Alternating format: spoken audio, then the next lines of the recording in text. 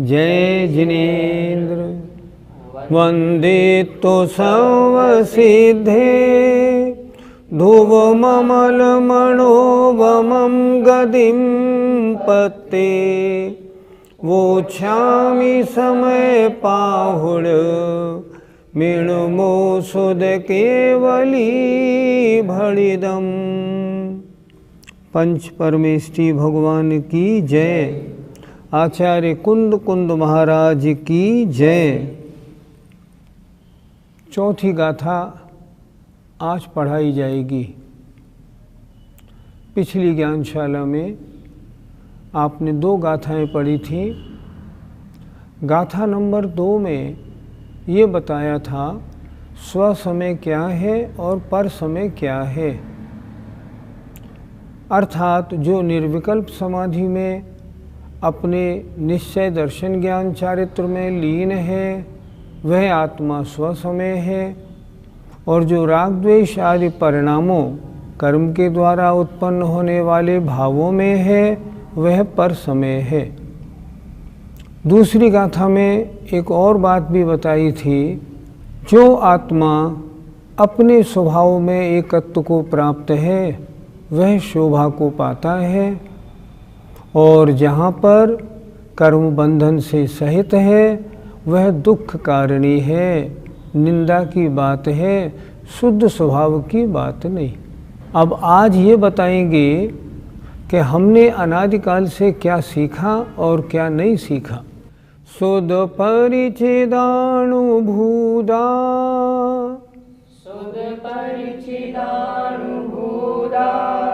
सौवस्सविकाम भोग बंध कहा।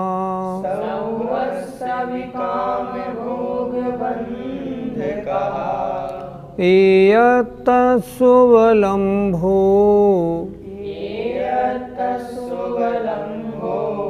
णवरिण सुलभो विहतस्स।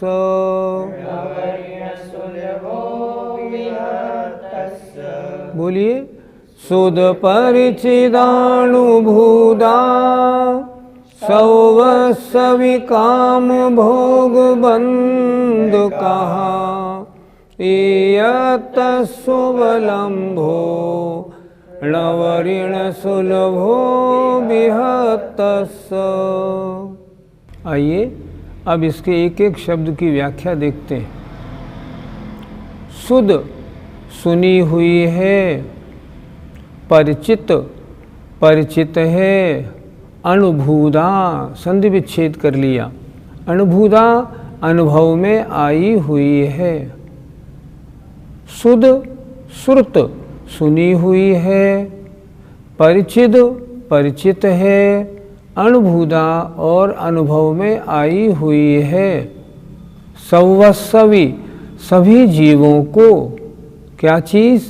काम भोग बंध कहा। काम भोग और बंध की कहा माने कथा, अर्थात काम भोग बंध की कथा सभी जीवों को सुनी हुई है, परिचित है और अनुभव में आई हुई है। लेकिन एयत्तस्स उबलम्भो, एयत्तस्स उस एकत्व की अर्थात समस्त कर्म आदि से रहित परम शुद्ध आत्मा की उबलम्भो प्राप्ति जानकारी। णवरी माने केवल, ण माने नहीं है, सुलभो सुलभ, विहत्तस्य अर्थात रागादि परिणामों से भिन्न, अर्थात रागादि परिणामों से भिन्न जो शुद्ध आत्मा है, ऐसे उस एकत्वपने को प्राप्त जो आत्मा है केवल उसकी प्राप्ति हमको सुलभ नहीं हुई है। आचार्य क्या कहना चाह रहे हैं? अनादिकाल से संसारी जीव को काम भोग और बंध की कथा सभी जीवों को इन्होंने खूब सुनी है, खूब परिचित है और सबके खूब अनुभव में भी आई हुई है। लेकिन जो रागादि से भिन्न एकत्व माने शुद्ध आत्मा है, उसके स्वरूप की प्राप्ति या उसके स्वरूप के सुनना, ये हमको केवल अभी तक सुलभ नहीं हुआ। मतलब हमने वह आज तक कभी पाया ही नहीं। अगर पा लिया होता तो संसार भ्रमण हमारा अब क्यों रहा होता, कभी का समाप्त हो गया होता। भावार्थ क्या हुआ? भावार्थ देखें, काम भोग और बंध की कथा सभी जीवों को सुनी हुई है, परिचित है और अनुभव में आई हुई है। केवल रागादि से भिन्न एकत्व को प्राप्त, एकत्व की जो प्राप्ति है या शुद्ध आत्मा के स्वरूप का परिचय, वह ही सुलभ नहीं है। गाथाएं आचार्य कुंद कुंद महाराज की बड़ी सरल हैं। सच बात तो ये है, प्राकृत भाषा बड़ी सरल है, बड़ी प्रिय है और बड़ी हल्की, एकदम इजी है। थोड़ा समझेंगे समझ में आ जाएगा। पंडित जी, काम भोग बंध की कथा से हम क्या समझें? काम कहते हैं स्पर्शन इंद्री और रसना इंद्री के विषयों को। भोग कहते हैं घ्राण इंद्री, चक्षु इंद्री और कर्ण इंद्रियों के विषयों को। और बंध कहते हैं प्रकृति, प्रदेश, अनुभाग और स्थिति रूप 4 प्रकार बंध को, या औरों के साथ अपना जो बंध माने जुड़ाव माने लगाव है, संबंध है, उसको। क्या कहना चाह रहे हैं आचार्य? आचार्य ये कह रहे हैं इन संसारी आत्माओं ने, हमने और आपने, सबने अनादिकाल से क्या किया? स्पर्शन और रसना इंद्री के विषय रूप जो काम है उनकी कथा सुनी, और भोग घ्राण इंद्री, चक्षु इंद्री, कर्ण इंद्री के जो विषय हैं उनकी कथा सुनी। और सुनी नहीं, उस वस्तु को, उन विषयों को इकट्ठा किया और उनको भोगा और आनंद लिया। कैसे इन 5 इंद्रियों के विषयों को कैसे प्राप्त किया जाए, कैसे भोगा जाए, इनके भोगने में ज़्यादा आनंद कैसे आ सकता है, ये कथा हमने खूब सुनी। और तो और हमने लोगों को पढ़ाई भी। अरे भाई, अगर तुम्हें गर्मी लगती है ना तो फला कंपनी का एसी लाना, वो एसी बहुत अच्छा होता है। अगर तुम्हें सर्दी लगती है ना तो फला कंपनी का रूम हीटर लगा लेना, वो बहुत अच्छा होता है। हमने पंचेंद्रियों के विषय स्वयं भी भोगे, औरों को भी भोगने के लिए प्रेरित किया। और बंध की कथा अपने से संबंधित जो भी हैं, शरीर आदि की कथा, व्यापार आदि की, परिवार आदि की कथा, ये हमने अनादिकाल से खूब सुनी है। हम सभी लोग इनसे परिचित हैं। अच्छा, आप खुद भी सोचें, सुबह से शाम तक हम क्या करते हैं? पंचेंद्रियों के विषयों की चर्चा करते हैं या अपने परिवार की चर्चाएं करते हैं। उसका ऐसा हो गया, उसका ऐसा हो गया, उसका ऐसा हो गया। यही काम है हमारे पास, दूसरा काम है ही नहीं। इसलिए काम भोग बंध की कथा से लेना है स्पर्शन और रसना इंद्री के विषय काम, घ्राण चक्षु कर्ण इंद्री के विषय भोग, और बंध माने संबंध या 4 प्रकार के बंध की कथा। कौन सा कर्म क्या फल देता है, किस कर्म के फल से क्या होता है, यही हम, इसी में हम लगे रहे। हम सब संसारी यही तो कहते हैं कि संसार में है तो संसार की ही तो बातें करेंगे, पंचेंद्रियों के विषयों की और अपने संबंधों की और बंध की तो बात करेंगे। और करेंगे क्या? इसमें आपत्ति क्या है? आपत्ति यह है पंचेंद्रियों के विषयों को भोगने में जो राग द्वेष और कषाय होती है ना, वही तो संसार की कारण है।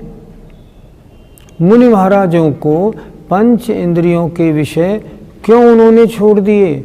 इसलिए छोड़ दिए क्योंकि ये पंच इंद्रियों के विषय जो है ना, ये संसार बंध के, कर्म बंध के कारण है। इनमें राग द्वेष होता है। पारिवारिक संबंधों की जो चर्चा है, 4 प्रकार के बंध की जो चर्चा है ना, ये बंध की चर्चा क्या है, संबंध की चर्चा क्या है? चित्त में राग द्वेष को उत्पन्न करने वाली है। ये क्या है? ये चर्चा हेय है, ये अशुभ है, करने योग्य नहीं। लेकिन क्या बताएं, अनादिकाल से हमने यही की, दूसरा काम किया ही नहीं। क्यों नहीं किया? क्योंकि हमको उसकी प्राप्ति हुई नहीं। जो एकत्व विभक्त आत्मा है, एकत्व माने अकेली, अकेली माने अन्य वस्तुओं के संबंध से रहित। ऐसी जो एकत्व विभक्त आत्मा है, उस आत्मा का आज तक ना तो हमने वर्णन सुना, ना परिचय में आया, ना अनुभव में आई। इससे क्या हुआ? अनंत काल से हमारा संसार बढ़ता रहा, पंच परावर्तन रूप संसार में हम भटकते ही रहे। अगर हम अपने शुद्ध आत्मा जो अन्य सबसे भिन्न है और एक पने को प्राप्त है, अगर ऐसी शुद्ध आत्मा का परिचय मिला होता, हमने अपना स्वरूप समझा होता, स्वरूप समझ के उसके अनुसार हमने अपना आचरण बनाया होता, अपनी आत्मा का स्वसंवेदन किया होता, तो ये काम और भोग और बंध की कथा हम क्यों करते? हम बिल्कुल भी नहीं करते। और अगर नहीं करते तो क्या होता? हमारा संसार कभी का समाप्त हो गया होता। वास्तव में हम संसारी जीवों के संसार भ्रमण का कारण क्या है? काम, भोग और बंध की कथा। इसमें हम कितने घंटे उलझे रहते हैं? 24 घंटे। नहीं, मंदिर में तो काम, भोग, बंध की कथा नहीं होती। मंदिर में तो घंटा आधा घंटा लगता है। हाँ, कोई बिरले लोग ऐसे होते हैं जो मंदिर में जाते हैं तो और अपने आप को भगवान से जोड़ते हैं। हमने तो अधिकांश बहुत से लोगों को देखा, मंदिर में जाते हैं तो भी वो सांसारिक चर्चाएं करते हैं, वे आत्मा की, शुद्ध आत्मा की चर्चा नहीं करते। क्यों नहीं करते? क्योंकि उन्होंने उसको सुना ही नहीं, कभी परिचय में आई नहीं और अनुभव में ली नहीं। एक बार भी अगर अनुभव में आ गई होती तो क्या बात है, अब तक संसार से पीछा छूट गया होता। मोहिनी कर्म की तीव्रता होने के कारण हमको वो ही अच्छी लगी, काम, भोग और बंध की कथा।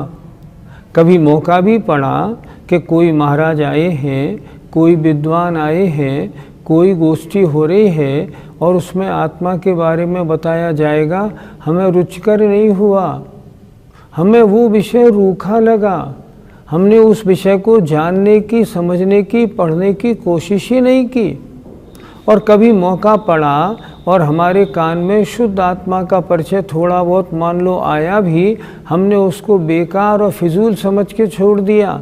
अरे इसमें क्या रखा है, आत्मा आत्मा आत्मा, क्या खाओ पियो और मौज करो। आज भी देखो विश्व में कितने लोग हैं, 7-8 अरब। इसमें से कितने लोग ऐसे हैं जिन्हें आत्मा का परिचय सुनने को मिला है? कुछ लाख। उनमें से कितने लोग ऐसे हैं जिन्होंने उस सुने हुए आत्मा के, शुद्ध आत्मा के परिचय को विचारा है, चिंतन किया है, समझा है, स्वीकार किया है? बहुत बिरले, उंगली पर गिनने लायक। अभी तक भी नहीं मिली, और अब जब मिली, हम सब जैनी भाइयों को भाग्यवशात प्राप्त भी हुई, तो भी हम उसका सदुपयोग क्या कर रहे हैं? कुछ भी नहीं कर रहे हैं। अगर प्रवचन सुनने को, शुद्ध आत्मा की चर्चा सुनने को भी मिलती है तो भी हम उसको स्वीकार नहीं करते, हमें याद नहीं रहती, हमको अच्छी नहीं लगती, हमको वो मनोरंजन की बातें अच्छी लगती हैं, शुद्ध आत्मा की बातें प्रिय नहीं लगती। कारण क्या है? अभी मोह का जोर है, अभी कषायों की तीव्रता है। जब तक ये नहीं शांत हो तब तक कैसे मिले?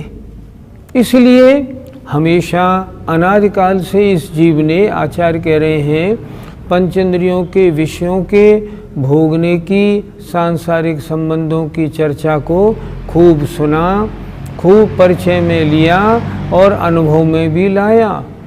लेकिन अन्य सब गंदगियों से दूर जो शुद्ध आत्मा है उसका परिचय इसको सुलभ नहीं हुआ, और कभी सुलभ हुआ तो इसने उसको अच्छी तरह से समझा और स्वीकारा नहीं। मैं श्रोताओं से कहता हूँ, आप सब समय सारजी सुन रहे हैं, जरा अपने दिल पे हाथ रख के तो देखो, क्या जब से जन्म लिया है तब से आज तक पंचेंद्रियों के विषयों में हम रमे रहे या नहीं? हमने दो ही तो काम किए, पैसा कमाओ और पंचेंद्रियों के विषयों को भोगो। और कभी अगर शुद्ध आत्मा की चर्चा सुनने को भी मिली, वो हमने उसे काम का नहीं समझा। सच है कि नहीं? अगर आप दिल पे हाथ रख के रखें और बताएंगे ना, आपके मुख से निकलेगा बात तो सही है। और यह सही बात ही आज तक संसार में भ्रमण का कारण है। अब आचार्य कुंद महाराज हम जैसे अज्ञानियों पर अत्यंत करुणा भाव करके अगली गाथा नंबर 5 लिखते हैं। कितनी सुंदर गाथा है, देखिए। तम एयत विहतम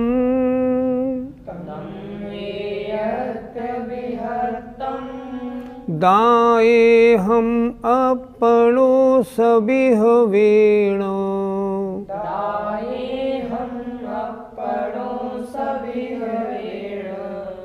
जदि दाए जपमाणम,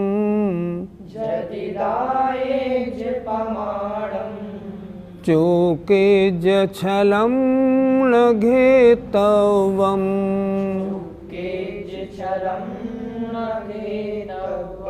बोलिए। तम एयत विहतम दाए हम अपनो सविह वेण, जदि दाए जपमाणम, चोके जछलम न घेतवम। आइए एक एक शब्द पर विचार करते हैं। तम माने उस, एयत विहतम एकत्व विभक्त को, क्या मतलब? एकत्व विभक्त आत्मा को। दाहे हम दिखलाता हूँ। आचार्य कुंद महाराज कह रहे हैं, अपनो आत्मा के सविहवेण स्ववैभव से। सविहवेण अर्थ करेंगे स्ववैभवेन, अपने निजी वैभव से। आचार्य कुंद महाराज क्या कह रहे हैं?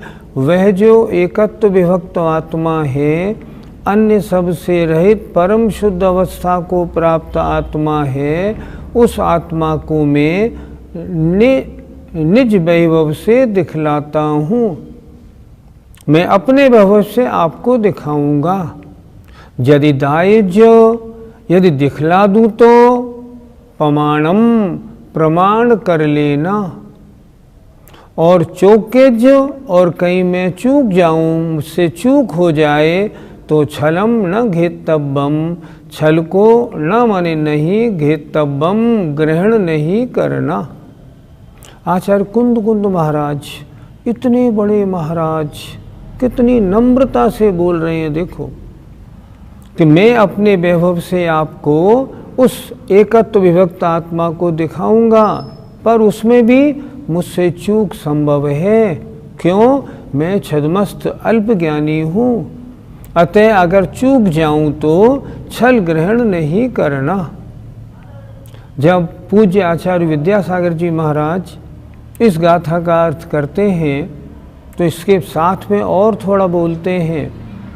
वो बोलते हैं, हे आचार्य कुंद देव, आप तो कहीं नहीं भूले, लेकिन फिर भी समय सार पढ़ने वालों ने छल ही ग्रहण किया, वास्तविकता को ग्रहण ही नहीं किया। और आज वही तो हो रहा है। समय सार का मतलब कुछ है, लगाया कुछ जा रहा है। हम सब इस समय सार के अर्थ को अच्छी तरह समझेंगे और ये भी विचार करेंगे कि वर्तमान में समय सार पढ़ाने वाले या पढ़ने वाले जो कह रहे हैं वह आगम नहीं है, आगम कुछ और है। मैं उस एकत्व विभक्त आत्मा को आत्मा के निज वैभव से दिखाता हूँ।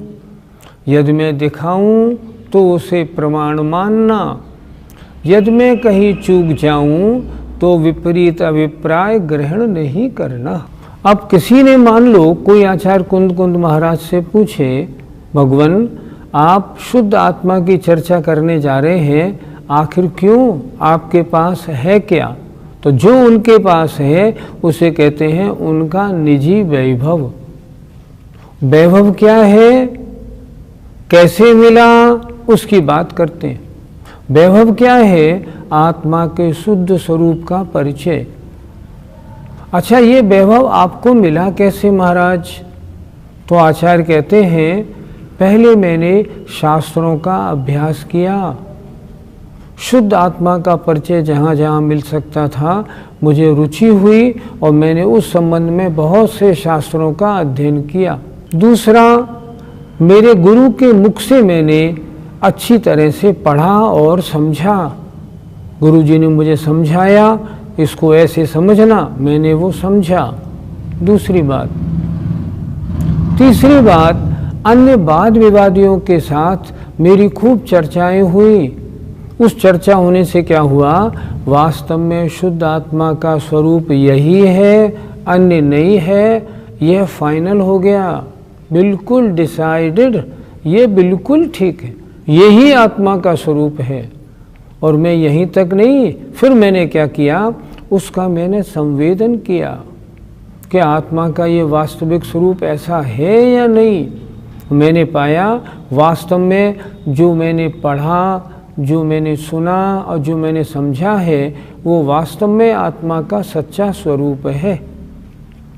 तो आचार्य कुंद कुंद महाराज कह रहे हैं, मुझे अपने किस वैभव से इस बात की शक्ति या हिम्मत हुई है कि मैं लोगों को आत्मा का परिचय कराऊं।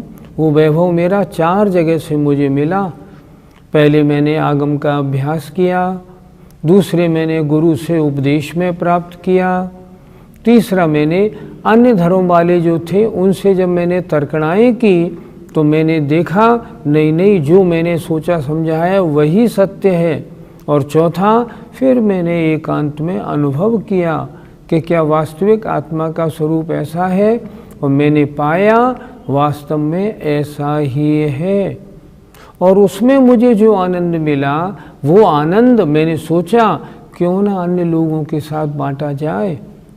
आओ आत्मा के इस परिचय में डूबो, मैंने तो ऐसा आनंद पाया है, तुम्हें भी ऐसा आनंद मिलेगा, इसलिए मैं ये ग्रंथ लिख रहा हूँ। पंडित जी, क्या आचार्य महाराज से भूल हो सकती थी? भूल क्यों नहीं हो सकती? देखो, सबसे बड़ी बात, ज्ञान की पूर्णता कहाँ पर है? केवल ज्ञान होने पर। और जब तक केवल ज्ञान नहीं हुआ है, जब तक केवल ज्ञान के द्वारा आत्मा को नहीं जाना है, तब तक जो कहा जा रहा है वो शास्त्रों के अनुसार है। यद्यपि जितने शास्त्रों का स्वाध्याय उन्होंने किया या गुरु से उपदेश मिला, वो बिल्कुल सब सत्य, परम सत्य उनको मिला और उनसे भूल होने की कोई संभावना नहीं। लेकिन क्योंकि अभी केवल ज्ञानी नहीं है, ज्ञान की पूर्णता नहीं है, अतः उन्होंने अपनी विनम्रता किस तरह प्रस्तुत की है। मैं अगर कहीं भूल जाऊं, मान लो, तो देखो, भूल को, चूक को ग्रहण नहीं करना। इतने बड़े आचार्य होने के बाद और इतनी नम्रता, ये बड़ी प्रशंसनीय और अनुकरणीय है। कितनी अच्छी बात लिख रहे हैं। कहते हैं पंचम काल में उन जैसा आचार्य नहीं हुआ, इसीलिए तो मंगलम भगवान वीरों में आचार्य कुंद कुंद का नाम दिया गया। आचार्यों में महान आचार्य आचार्य कुंद कुंद महाराज। पंडित जी, प्राचीन सभी आचार्यों में हम कुंद कुंद महाराज का स्मरण क्यों करते हैं? भगवान वर्धमान के बाद फिर और गणधर देव हुए और श्रुतकेवली हुए। श्रुतकेवलियों के बाद कुछ अंग पूर्व के धारक मुनि महाराज हुए। उनके बाद ग्रंथ परंपरा सबसे पहले शुरू हुई आचार्य गुणधर के द्वारा। आचार्य गुणधर ईसा पूर्व 200-300 वर्ष में हुए। ईसा पूर्व आज से 2200-2300 वर्ष पहले उन्होंने सबसे पहले श्री कषाय पाहुड़ ग्रंथ की रचना की।